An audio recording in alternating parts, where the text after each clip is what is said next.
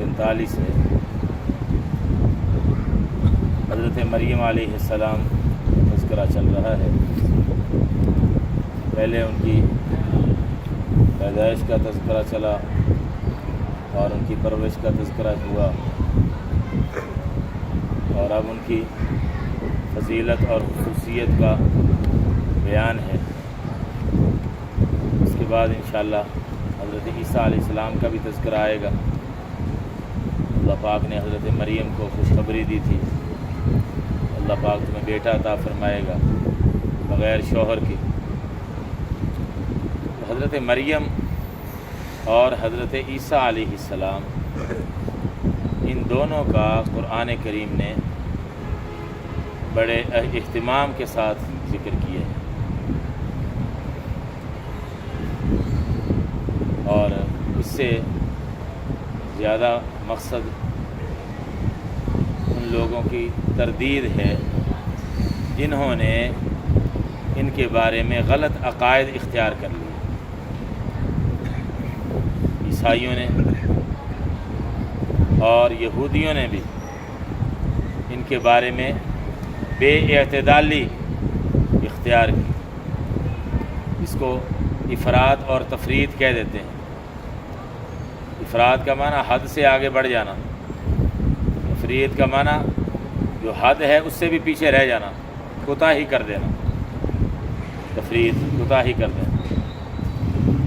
تو یہودیوں نے حضرت مریم کے بارے میں بہت گستاخی والی باتیں کی، نعوذ باللہ ان پر بدکاری کا الزام بھی لگایا، اور حضرت عیسیٰ علیہ السلام کے بارے میں بھی نعوذ باللہ یہودیوں نے بہت بغض والا، عناد والا رویہ اختیار کیا۔ اللہ کا پیغمبر بھی نہیں مانا یہودیوں نے حضرت عیسیٰ علیہ السلام، اور پیغمبر تو کیا مانتے، نعوذ باللہ یہودیوں نے تو حضرت عیسیٰ علیہ السلام کو حلال زادہ ماننے سے بھی انکار کیا۔ تو یہ یہودیوں کی طرف سے تفرید تھی، بے اعتدالی، اور عیسائیوں کی طرف سے کیا کہ حضرت عیسیٰ علیہ السلام کو اللہ پاک کا بیٹا قرار دے دیا۔ نعوذ باللہ جب عیسیٰ علیہ السلام اللہ کے بیٹے ہوئے، عیسیٰ علیہ السلام کی جو والدہ ہیں وہ کیا ہوئیں؟ وہ ان کے اس نظریے کے مطابق اللہ پاک کی نعوذ باللہ وہ بیوی ہوئیں، حالانکہ اللہ تو پاک ہے، لم یلد ولم یولد ولم یکن لہ کفوا احد۔ اس لیے ان کا تذکرہ قرآن نے کیا ہے اہتمام سے، ان دونوں قسم کے غلط نظریات کی تردید کے لیے۔ اور ہمارا یہ دعویٰ ہے مسلمانوں کا الحمدللہ کہ جتنا قرآن کریم نے حضرت مریم اور حضرت عیسیٰ علیہ السلام کی شان کو بیان کیا ہے، جس قدر تاکید اور اہتمام کے ساتھ قرآن نے ان کی شان اور عظمت کا تذکرہ کیا ہے، اتنا انجیل میں بھی نہیں ملتا۔ انجیل جس کو عیسائی مانتے ہیں، جتنا قرآن نے ان کا اہتمام سے تذکرہ اور ان کی شان بیان کی ہے، اتنا تذکرہ، اتنی شان اور اتنا بیان پہلی آسمانی کتابوں میں اور خاص طور پر انجیل میں بھی نہیں ملتا۔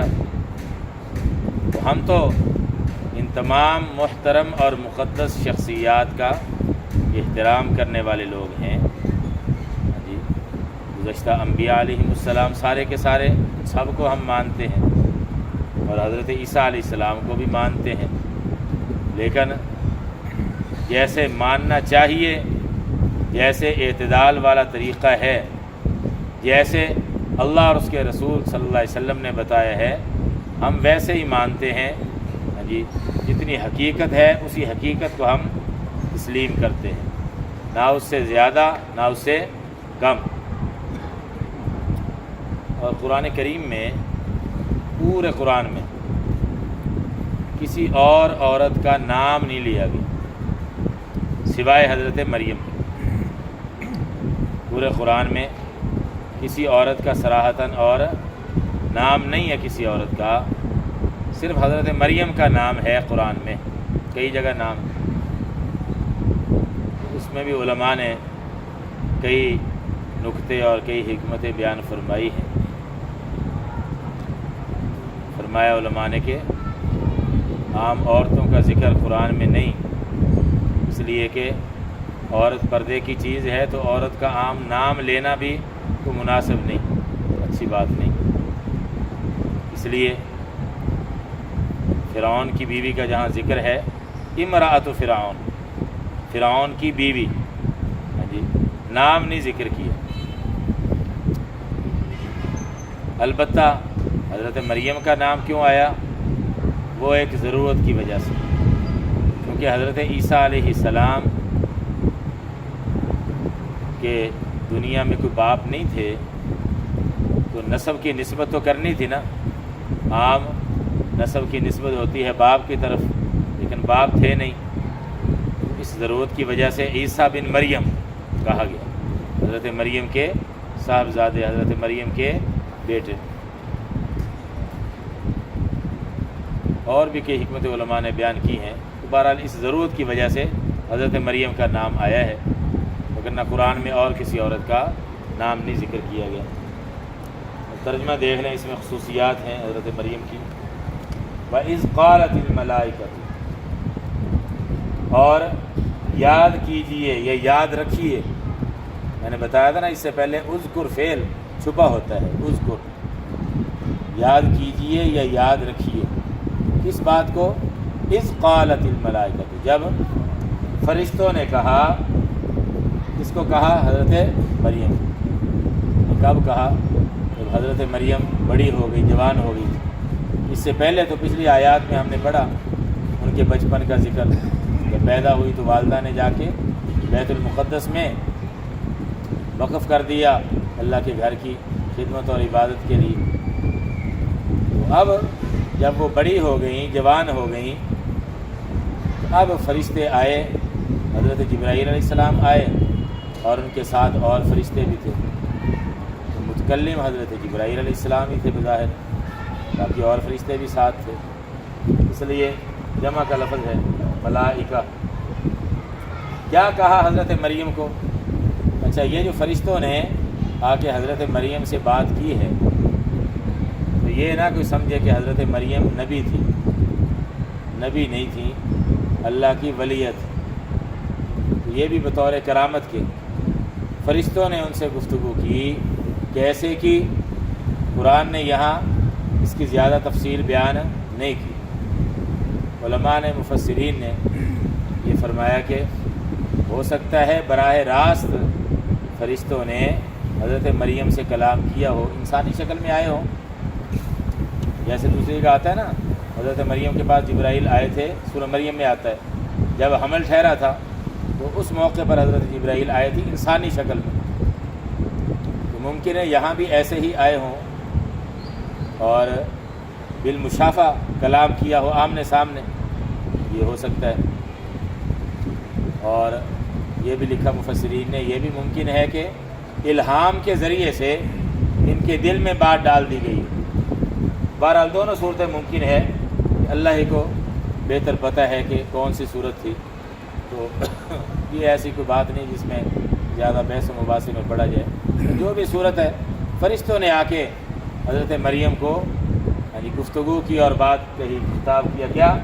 یا مریم، یا الف یا، اس کا معنی اے مریم، ان اللہ اصطفاکی، اصطفائی فعل ماضی کا لفظ ہے، ملا کر پڑھیں گے، ان اللہ اصطفاکی، بے شک اللہ نے تجھے منتخب کر لیا، تجھے چن لیا، یعنی تجھے خصوصیت اور فضیلت عطا فرمائی، وطہرکی، اور تجھے پاک کر دیا، طہارت، اردو پنجابی میں لفظ استعمال کرتے ہیں طہارت، تطہیر، پاک کرنا، اسی سے یہ فعل ماضی کا لفظ ہے طہارا، اور تجھے پاک کر دیا، وصفا کی، اور تجھے منتخب کر لیا، چن لیا، علی نساء العالمین، جہانوں کی عورتوں پر، علی لفظی ترجمہ پر، یعنی دنیا جہان کی عورتوں میں سے اللہ پاک نے آپ کو خصوصی فضیلت عطا فرمائی ہے اور منتخب فرما لیا کئی فضیلتوں کے لیے۔ اب اس سے مراد بعض خاص فضیلتیں ہیں، مجموعی طور پر ساری دنیا کی عورتوں میں سے زیادہ فضیلت حضرت مریم کی یہ اس سے ثابت نہیں ہو رہی۔ مفسرین فرماتے ہیں کہ اس سے مراد ہے کہ دنیا بھر کی، دنیا جہان کی عورتوں میں سے آپ کو منتخب کیا ہے، یعنی بعض خصوصیات کے اعتبار سے آپ کو منتخب کیا ہے۔ اس لیے حضرت فاطمہ رضی اللہ تعالی عنہ ان کا بھی بہت مقام ہے، حضرت عائشہ رضی اللہ تعالی عنہ کا بھی بہت مقام ہے، حضرت خدیجہ رضی اللہ تعالی عنہ کا بھی بہت مقام ہے، فرعون کی بیوی حضرت آسیہ کا بہت مقام ہے، حضرت مریم کا بھی بہت بلند مقام ہے۔ میں نے پہلے بھی ایک دن عرض کیا تھا، یہ 5 عورتوں کی قرآن و حدیث میں بڑی فضیلتیں بیان کی گئی ہیں اور ہر ایک کی الگ الگ زاویے سے فضیلت بیان کی گئی۔ مثال کے طور پر حضرت عائشہ رضی اللہ تعالیٰ عنہ کیا فرمایا، جیسے سرید کو باقی کھانوں پر فضیلت ہے، حضرت عائشہ کو بھی فضیلت حاصل ہے۔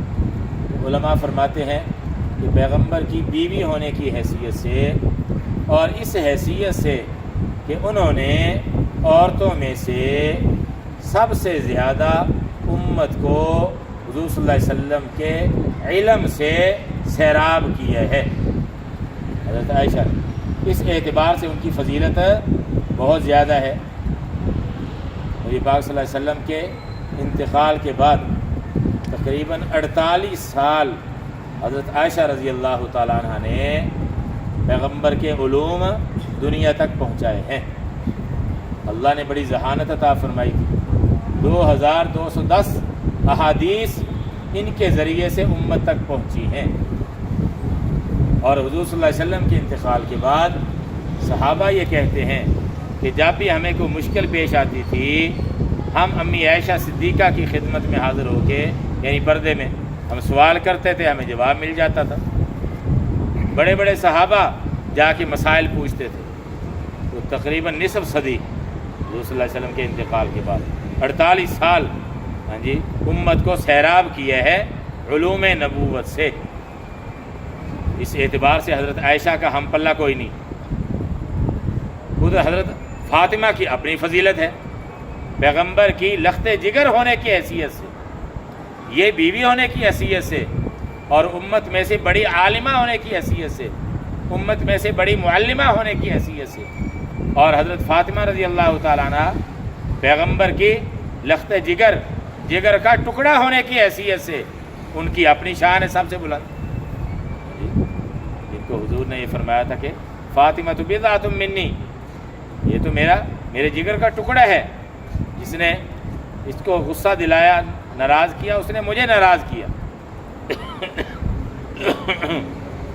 فرمایا کہ انتقال سے کچھ وقت پہلے حضرت فاطمہ رضی اللہ تعالیٰ عنہ کو قریب بلا کے کان میں خاص بات کہی، حضرت فاطمہ رونے لگ گئیں۔ پھر دوبارہ حضور نے جب دیکھا کہ بیٹی پریشان ہو گئی ہے، دوبارہ بلایا، کان میں قریب کر کے کوئی راز کی بات کی۔ اب حضرت عائشہ اور ازواج مطہرات بیٹھی ہوئی، وہ بھی دیکھ رہی ہیں یہ منظر۔ تو انہوں نے، حضرت عائشہ نے پوچھا، بیٹی کیا بات ہے؟ کہنے لگے نہیں، راز کی بات ہے، میں نہیں بتاؤں۔ بعد میں جب رسول اللہ صلی اللہ علیہ وسلم کا انتقال ہو گیا تو پھر یہ بات بتائی۔ پہلی مرتبہ حضور صلی اللہ علیہ وسلم نے جب مجھے بلایا تھا اور کان میں قریب کر کے بات فرمائی، تو وہ یہ تھی کہ جبرائیل علیہ السلام پہلے ایک مرتبہ آتے تھے رمضان میں قرآن کی دہرائی ہم کرتے تھے، جبرائیل مجھے سناتے تھے، میں جبرائیل کو قرآن سناتا تھا۔ اور اب اس رمضان میں جو آیا گزرا ہے، اس میں یہ 2 مرتبہ یہ عمل ہم نے کیا ہے، اور فرمایا کہ مجھے لگ رہا ہے کہ میری موت قریب ہے، میرا آخری وقت قریب ہے۔ بیٹی رو پڑی، بیٹی نے تو پہلے ہی بڑے صدمے برداشت کیے ہوئے تھے جی، اپنی 3 بہنیں زندگی میں اپنی آنکھوں کے سامنے رخصت کی، 3 بھائی رخصت ہوئے، پہلے ہی بڑے صدمے تھے۔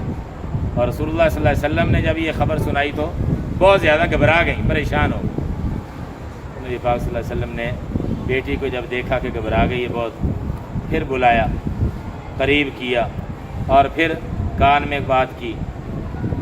حضرت فاطمہ نے بعد میں بتایا کہ دوبارہ جب مجھے بلایا تھا مجھے یہ فرمایا تھا، بیٹی الا ترضینا، اے بیٹی کیا تو اس بات پر خوش نہیں ہے کہ تو جنت والی عورتوں کی سردار ہوگی، تو جنت والی عورتوں کی سردار ہوگی، کیا تو اس بات پر راضی نہیں؟ یہ خوشخبری دی، اور یہ بھی بتایا کہ میرے جانے کے بعد میرے خاندان میں سے سب سے پہلے تم مجھ سے آ کے ملو گی، میرے خاندان میں سے میرے بعد سب سے پہلے تم مجھ سے آ کے ملو۔ چنانچہ ایسے ہی ہوا۔ تقریباً 6 مہینے کے بعد رسول اللہ صلی اللہ علیہ وسلم کا صدمہ، انتقال کا صدمہ، حضرت فاطمہ عجیب الفاظ میں بیان کرتی ہیں۔ عربی کا شعر ہے، کتابوں میں آتا ہے، صبت علیہ مصائب لو انہا، صبت علیہ مصائب لو انہا، صبت علی الایام سرنا لیالیا۔ حضرت فاطمہ نے فرمایا کہ میرے ابا جی کی وفات کی وجہ سے میرے اوپر مصائب کا اتنا پہاڑ ٹوٹا ہے کہ اگر وہ دنوں پر یہ مصیبتیں پڑتیں تو وہ دن راتوں میں بدل جاتے، اتنا میرے اوپر یہ مصیبتوں کا پہاڑ آیا ہے۔ رسول اللہ صلی اللہ علیہ وسلم کی وفات کا صدمہ تو معمولی صدمہ نہیں تھا۔ چنانچہ بعد میں 6 مہینے گزرے تو حضرت فاطمہ بھی اپنے ابا جی سے جا کے مل گئی، انتقال ہو گیا ان کو۔ تو عرض یہ کر رہا تھا کہ حضرت عائشہ کی فضیلت اور اعتبار سے، حضرت فاطمہ کی فضیلت اور اعتبار سے، حضرت خدیجہ کی فضیلت اور اعتبار سے، حضور کی اکثر اولاد کی ماں ہونے کے اعتبار سے، اور انتہائی مشکل وقت میں رسول اللہ صلی اللہ علیہ وسلم کا ساتھ دینے اور تسلیاں دینے اور خدمت کرنے کے اعتبار سے، اللہ کا سلام آنے کے اعتبار سے، جنت کے محل کی خوشخبریاں لینے کے اعتبار سے، اور بعض اعتبارات سے حضرت خدیجہ کی شان بہت اعلیٰ ہے۔ اور یہ جو خصوصیات اس میں آ رہی ہیں، ان اعتبارات سے حضرت مریم کی شان بہت اعلیٰ ہے، اور فرعون کے انتہائی شدید مظالم کو برداشت کیا، جو ظالم یہ کرتا تھا ایمان والوں کو زمین پر لٹا کے میخیں گاڑ دیتا تھا، اور فرعون ذی الاوتاد، تو حضرت آسیہ نے ایسے مظالم برداشت کیے ایمان کی وجہ سے، لیکن استقامت کا مظاہرہ کیا، تو اس اعتبار سے حضرت آسیہ کا بہت بلند مقام ہے۔ تو ہر ایک کی شان اپنی اپنی، اس لیے آپس میں ان کا مقابلہ کرانا یہ ہمارے لیے مناسب نہیں۔ بعض لوگ بڑا زور لگاتے ہیں جی ان کا زیادہ مقام ہے سب سے، ان کا زیادہ مقام ہے۔ بھائی ہمارے لیے سارے ہی قابل احترام ہیں۔ ہم کون ہوتے ہیں جی کسی کو جی سب سے زیادہ فضیلت والا کہیں اور کسی کو کم درجے والا کہیں، ہماری یہ مجال نہیں۔ اچھا جی، بے شک اللہ نے چن لیا آپ کو، حضرت مریم کو کہا فرشتوں نے، اور آپ کو پاک کیا اور آپ کو چن لیا دنیا جہان کی، یہ اس کا ترجمہ یہ بھی کر سکتے ہیں، یہ بھی کیا ہے بعض حضرات نے، العالمین، دنیا جہان کی عورتوں پر یا جہانوں کی عورتوں پر آپ کو منتخب کر لیا، یعنی فضیلت عطا فرمائی۔ اچھا، اصطفیٰ کی یہ جو لفظ ہے یہ بچپن کے اعتبار سے ہے، جب پیدا ہوئی ہیں تو بے موسم پھل اللہ نے دیے۔ حضرت زکریا علیہ السلام نے جب کمرے میں رکھا تھا بیت المقدس کے اس حجرے میں، تو پرورش کے اعتبار سے اللہ نے ان کو یہ خصوصیت عطا فرمائی کہ چند دنوں میں بڑی ہو گئی، अंबतहा नबातन हसनन। और इस एतबार से बच्ची होने के बावजूद अल्लाह ने अपने घर की खिदमत के लिए, इबादत के लिए कबूल कर लिया। फ़तक़ब्बलहा रब्बुहा बिक़बूलिन। तो ये बचपन के एतबार से ये लफ्ज़ है। और आगे बड़े होकर जो खुसूसियात अल्लाह ने अता फरमाई उसके एतबार से ये फरमाया इस्तफ़ा की, इसलिए 2 दफ़ा ये आया है। ये बड़ी हुई हैं तो बग़ैर शौहर के अल्लाह ने बेटा अता फरमाया हज़रत ईसा अलैहिस्सलाम की सूरत में। ये बहुत बड़ी खुसूसियत है इनकी। और फरमाया कि आपको पाक कर दिया, बुरे अक़ायद से अल्लाह ने पाक रखा, बुरे आमाल से पाक रखा, बुरे अखलाक से पाक रखा। हत्ता कि जो आम औरत के अंदर एक तबी और फितरी चीज़ है, हैज़ और निफास, बच्चा पैदा होने के बाद जो खून आता है उसको कहते हैं निफास। और हर महीने औरत को जो खून आता है वो हैज़, माहवारी। यहाँ लिखा है तहरा की, हज़रत मरियम को अल्लाह ने इन चीज़ों से भी पाक रखा। ये उनकी खुसूसियत है। एक बात अर्ज़ कर दूँ, किसी हदीस में तो मुझे नहीं मिला ये, और न कुरान में है।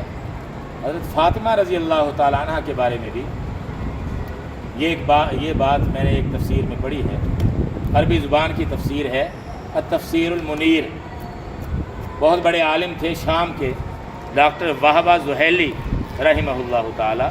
मिस्र में, जामिया मिस्र में, यूनिवर्सिटी में वो रहे हैं उस्ताद, और कई किताबों के मुसन्निफ़ हैं। बहुत बड़ी बड़ी किताबें लिखी उन्होंने। 4 फ़िक़ों पर अरबी ज़ुबान में किताब लिखी, अल-फ़िक़्हुल इस्लामी व अदिल्लतुहु, जी इस नाम से। और कुरान की तफसीर ये कई जिल्दों में है जी। तफसीरुल मुनीर मेरे पास है अल्हम्दुलिल्लाह, और बड़ी अजीब है, बहुत अच्छे अंदाज से इन्होंने लिखी, बहुत काबिल थे, कई किताबों के मुसन्निफ़। उन्होंने हज़रत फ़ातिमा के बारे में ये एक जुमला लिखा है, अल्लाह बेहतर जानता है, उन्होंने कहीं पढ़ा होगा, हाँ जी, देखा होगा। वैसे तो ऐसे बेबुनियाद, इतना बड़ा आलिम बेबुनियाद बात तो नहीं लिखेगा, तो इसलिए उन्होंने हज़रत फ़ातिमा के बारे में ये बात लिखी है तहरा की में के तहत कि ये हैज़ व निफास से पाक होने वाली जो खुसूसियत है, ये हज़रत फ़ातिमा को भी अल्लाह ने अता फरमाई। बहरहाल ये एक नई बात मेरे भी सामने आई, तो आपको भी मैंने बता दी। हकीकत अल्लाह जानता है, हाँ जी। तो तहरा की, आपको पाक रखा और आपको चुन लिया दुनिया जहान की औरतों पर। अब जब अल्लाह ने इतनी खुसूसियात दी हैं तो फिर अल्लाह का शुक्राना अदा करो। आगे शुक्राने का तरीका, शुक्राने का सबसे बेहतरीन तरीका है नमाज, सजदा, रुकू, तवाज़ो और आजिज़ी की आला हालत है इसमें। सजदे में सबसे आला हालत तवाज़ो और आजिज़ी की सजदे में। इसलिए बंदे को सबसे ज़्यादा क़ुर्ब कहाँ मिलता है? सजदे में मिलता है। यहाँ सजदे का लफ्ज़ पहले जिक्र किया, ए मरियम उक़नुती, अलग पढ़ेंगे तो उक़नुती, मिलाकर पढ़ेंगे तो मरियम उक़नुती, फरमाबरदारी इख्तियार कर, ले रब्बी की, अपने रब की, फरमाबरदारी इख्तियार कर अपने रब की। जब तेरे रब ने तुझे इतनी शान, इतनी खुसूसियतें अता की हैं, तो अब रब की शुक्रगुजार बंदी बन और कभी नाफरमानी न करना, अल्लाह के तमाम अहकाम की इताअत करती रहना। और ख़ास तौर पर वस्जुदी, और सजदा करती रहे, वरकई, और रुकू करती रहे। सजदा बाद में होता है, रुकू पहले होता है, लेकिन यहाँ सजदे का लफ्ज़ पहले है, रुकू का बाद में है। बाद उलमा ने फरमाया हो सकता है उनकी नमाज में सजदा पहले हो, और ये भी हो सकता है सजदे की अहमियत की वजह से सजदे का लफ्ज़ पहले जिक्र कर दिया। और इस वजह से भी हो सकता है कि उस ज़माने में लोगों ने रुकू में कोताही आम हो गई थी, लोगों में रुकू अच्छी तरह नहीं करते थे। और लिखा है कि बाद यहूदियों ने तो रुकू करना ही छोड़ दिया था, हालांकि था उनकी नमाज में रुकू भी था, लेकिन रुकू करना छोड़ दिया और बाद ने गफलत शुरू कर दी। हमारे यहाँ भी सजदा तो कर लेते हैं, पेशानी ज़मीन पर रख लेते हैं, लेकिन रुकू में कोताही ज़्यादा है। इसलिए बाद मुफस्सिरीन ने लिखा है कि रुकू में चूँकि कोताही ज़्यादा होती है, इसलिए आगे اس کے ساتھ یہ جملہ بھی ہے ورکعی، اور رکوع کرتی رہے رکوع کرنے والوں کے ساتھ۔ اس کا کیا مطلب ہے؟ اس کا ایک مطلب یہ ہے کہ جیسے باقی لوگ جو اچھی طرح سے رکوع کرتے ہیں تم بھی اسی طرح سے اچھی طرح سے رکوع کیا کرو، اس میں غفلت اور کوتاہی نہ ہو۔ اور ایک مطلب یہ بھی ہو سکتا ہے کہ جماعت کے ساتھ نماز ادا کرو، ورکعی مع الراکعین، اور رکوع کرو رکوع کرنے والوں کے ساتھ، جھکو، رکوع کا معنی جھکنا، جھکنے والوں کے ساتھ۔ تو ہو سکتا ہے ان کی شریعت میں عورتوں کو جماعت کے ساتھ نماز پڑھنے کی تاکید زیادہ ہو، اور ہماری شریعت میں عورتوں پر یہ لازم نہیں ہے۔ حضور صلی اللہ علیہ وسلم کے زمانے میں عورتیں مسجد میں آتی تھیں، مسجد نبوی میں پیچھے ان کی صفیں ہوتی تھی، اور ضرورت بھی تھی کہ حضور صلی اللہ علیہ وسلم نئے جب احکام آتے تھے وہ سناتے رہتے تھے نمازوں میں، ہر نماز میں کوئی نہ کوئی نیا حکم آیا اور حضور صلی اللہ علیہ وسلم صحابہ کو سناتے تھے، بیان کرتے تھے، یہ ضرورت بھی تھی، اور اتنا فتنے کا بھی دور نہیں تھا، اس لیے بعد میں حضرت عمر رضی اللہ تعالیٰ عنہ کا جب دور آیا تو انہوں نے منع کر دیا۔ حضرت عائشہ نے بھی یہ فرمایا کہ اب جو کچھ ہو چکا ہے نا شروع، جیسا ماحول اور جیسا فتنے کا دور آ چکا ہے، اگر حضور صلی اللہ علیہ وسلم دیکھ لیتے تو وہ بھی منع کر دیتے، اس لیے اب یہ ترغیب دی گئی کہ گھروں میں ہی عورتیں نماز پڑھیں۔ ہاں البتہ اگر مکمل پردے کے ساتھ آتی ہیں جماعت میں، الگ جگہ ہو با پردہ تو گنجائش ہے، لیکن ترغیب یہی ہے کہ بس گھر کے اندر ہی پڑھیں تو زیادہ بہتر ہے فتنے کی وجہ سے۔ اللہ تعالیٰ سب کی حفاظت فرمائے۔ الحمدللہ رب العالمین والصلاۃ والسلام علی رسول الکریم۔ ربنا آتنا فی الدنیا حسنۃ وفی الآخرۃ حسنۃ وقنا عذاب النار۔ اے اللہ ہم سب کو اپنے شکر گزار بندے بننے کی توفیق دیجیے، اپنے شکر گزار بندوں میں ہمیں شامل فرمائیے، ہر قسم کی ناشکری سے ہمیں بچا لیجیے، اپنی رضا نصیب فرمائیے، اپنے رضا والے کاموں کی ہمیں زیادہ سے زیادہ توفیق نصیب فرمائیے۔ صلی اللہ تعالی علی خیر خلقہ محمد و آلہ و صحبہ اجمعین، آمین برحمتک یا ارحم۔